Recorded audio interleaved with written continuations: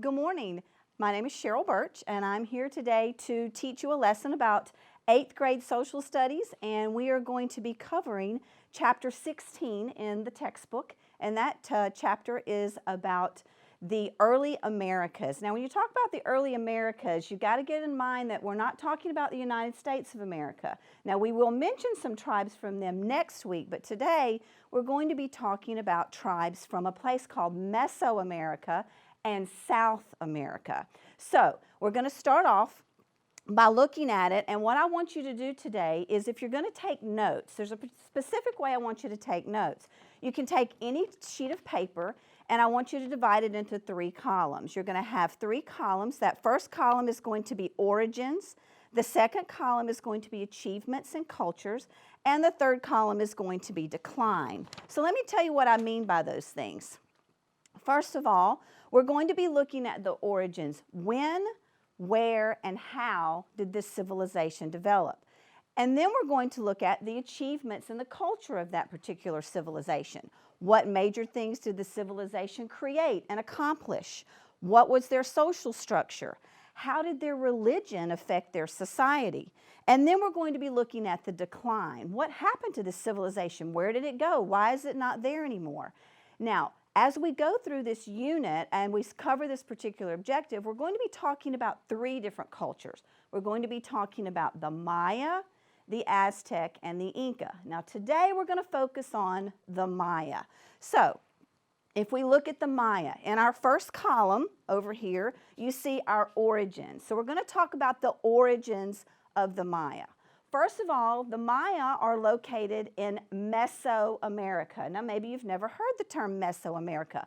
Meso actually means middle. So if you think about the United States and Mexico, that is in North America, okay? And then Mexico starts Central America. And then you've got Meso, which means middle, and that is where, right below Mexico, that's where we're going to find the Mayan. And the first evidence we have of the Mayans was about 1000 BC. And they were located in the tropical forest of Mesoamerica. And so one of the words that you're going to put on here are in your origins. You definitely want to put your time when they actually came into being. And then you want to put Mesoamerica, which is where they are. And then you want to put that they located themselves in the tropical forest. Now, what you're going to know then is what made them successful. Well, one of the things that made them successful was the fact that they grew a crop called maize. Now, maize is a word you may have heard or you may not have heard, but maize actually means corn. So corn was their major crop. And corn is an interesting thing. Legend says in different stories that are told that when the Europeans came and they were looking for gold, well, it wasn't actually gold that the Native Americans were describing to them. It was actually corn because it was so valuable to them, but the Europeans didn't realize that. So corn was very important. Another thing that was very important to them, or that they grew, were beans and one of my favorite foods, avocados, which I absolutely love avocados. And many of you probably eat avocados, and those avocados you'll see come from Mexico. So we're talking about south of Mexico, which is where the Mayans were. Now, another interesting thing about the origin of the Mayans is that they lived in small, isolated communities. Now, what I mean by isolated is they were not one big, huge community.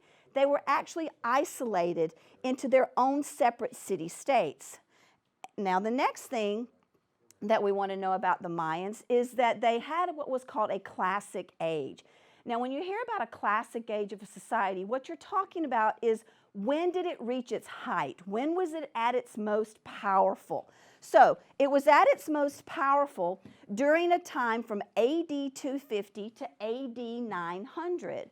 Well, they reached their height during this period, and at that particular time, or during that period, they had 40 city-states.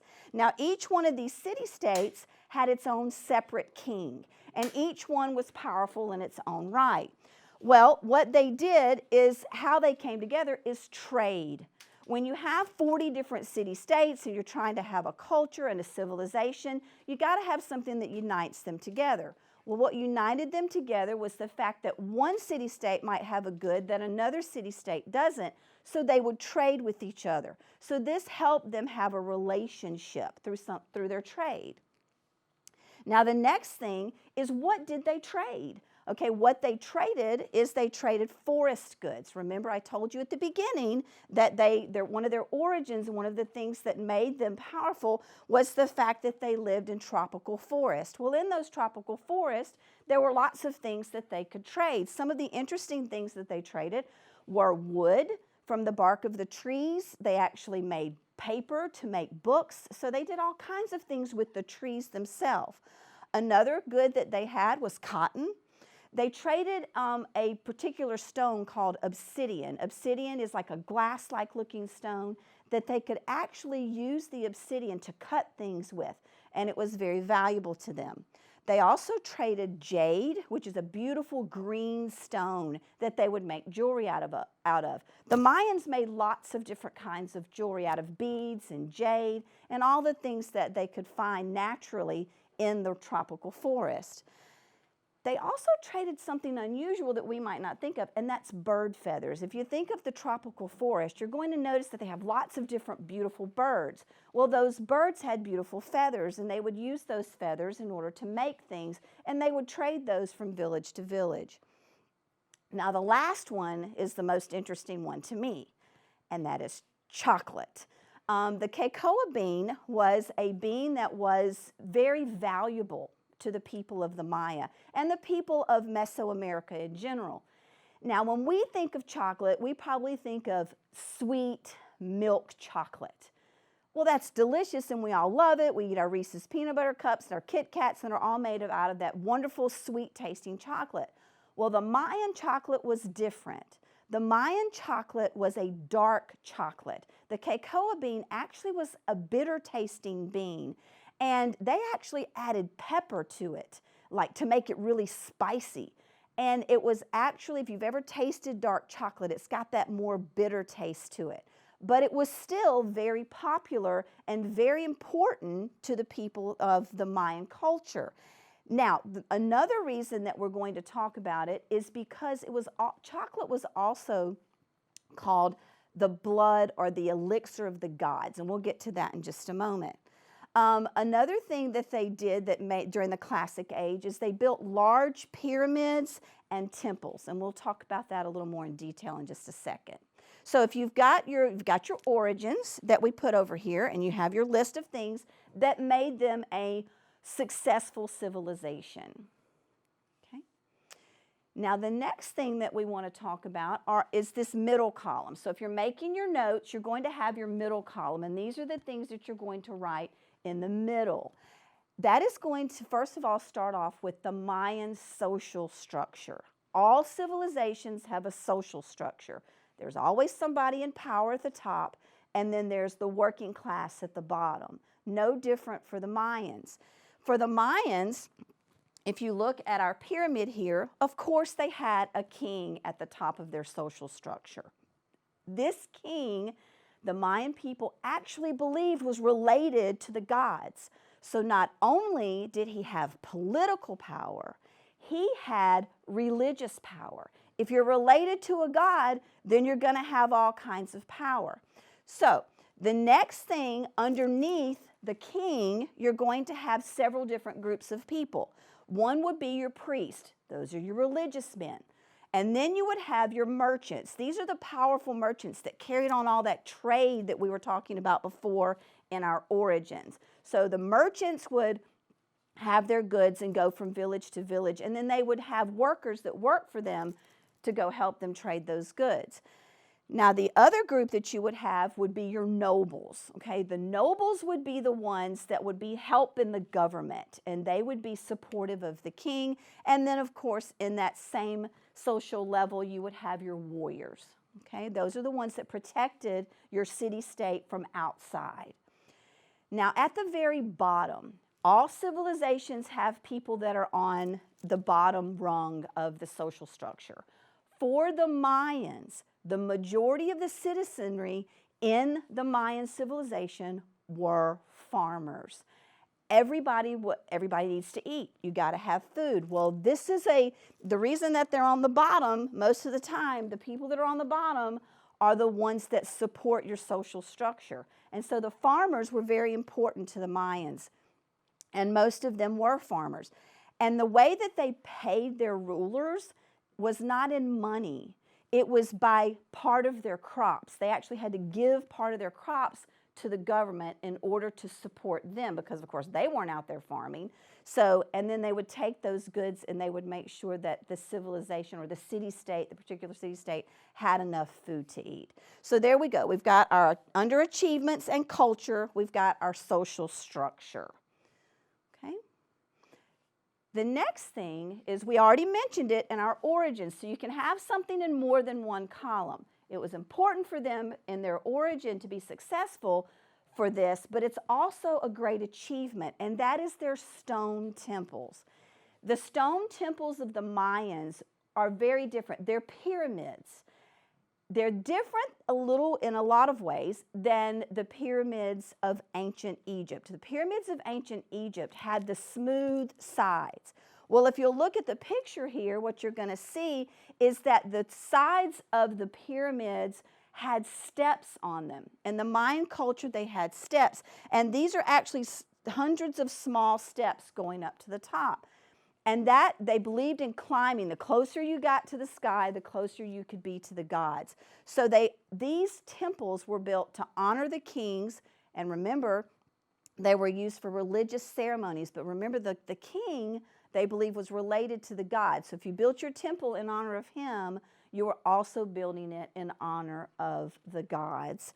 Okay, so now we've got the stone temples, and it's really interesting if you ever go to places like Belize, in that central part of America. A lot of cruises go there. You can actually go and visit these Mayan ruins, and I had the opportunity to do that a couple of summers ago and actually climb to the top of one of these Mayan temples. If you look here, you'll notice how tall they are. These are people down at the bottom, so you see how small they are and you see how tall they are. So imagine climbing up all of those steps. It was definitely a lot of rigorous step climbing there.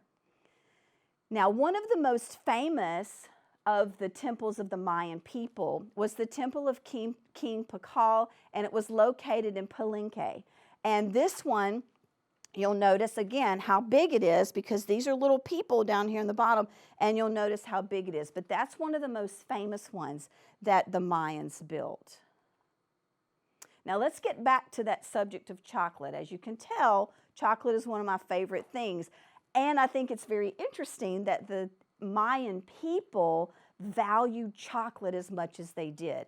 It was an integral part of their religious and their social lives. And they actually had a Mayan goddess, Ixcocoa, who was actually the goddess of chocolate. So I think that that would be a great title to have, as the goddess of chocolate. She was invoked in prayer along with, they had all kinds of gods. They had the corn mother, they had the rain god. If it was part of agriculture, there was probably a god to go with it, because the corn god would be, of course, the maize god.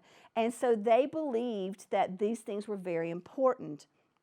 And now another thing is, they believed that the chocolate was god food, that the gods needed chocolate. So liquid chocolate was actually stood in for blood sacrifices, and we'll get to that in just a moment.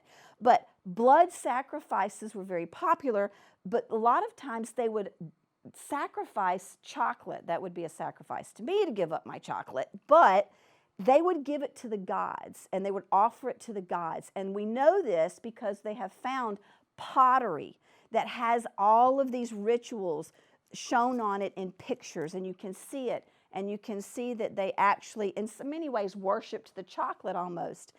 Cocoa beans were sometimes also used as money, so that tells you how valuable the chocolate was to the people of the Mayan community. So the next time you eat that chocolate bar, think about how valuable chocolate was to the Mayan people. Probably can't pay for anything with it these days, even though maybe sometimes if somebody really wants your chocolate, you can work out a deal with that.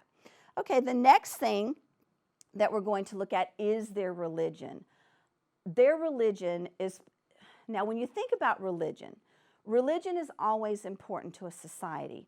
And there were many similarities in the Mayan religion to some of the other religions that we've talked about before in some of our early lessons during the year. We talked about Egyptian gods, we've talked about Greek mythology, and we talked about who the Romans, the Roman gods, and we've talked about many of the gods that they had in India. Well, no different than the Mayans. The Mayans had many gods, and a lot of their gods were associated, like I mentioned before, with nature.